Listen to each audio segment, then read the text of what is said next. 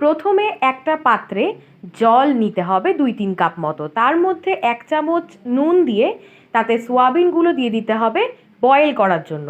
এরপর soybean boil হয়ে গেলে জল ঝরিয়ে একটা শুকনো পাত্রে তুলে রাখতে হবে। তো এবার সব সোয়াবিন জল ঝরিয়ে একটি শুকনো পাত্রে তুলে রাখা হয়ে গেলে একটা বড় পাত্রে সোয়াবিনগুলোকে নিয়ে নিলাম, তার মধ্যে দিয়ে দিলাম কর্নফ্লাওয়ার প্রথমে 2 কাপ মতো, তারপর আবার ওরকমই 2 কাপ মতন ময়দা, এরপর একে একে লবণ, লাল লঙ্কার গুঁড়ো 1 চামচ, 1 চামচ গোলমরিচ গুঁড়ো, 1 চামচ চাট মশলা দিয়ে দিলাম।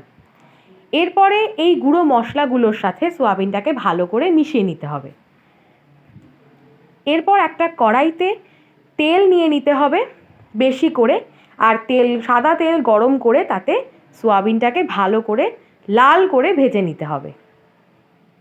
সোয়াবিন লাল করে ভাজা হয়ে গেলে, একদম কড়া করে ভাজা হয়ে গেলে, তারপর সোয়াবিনকে তেল থেকে ছেঁকে তুলে নিতে হবে একটা শুকনো পাত্রে।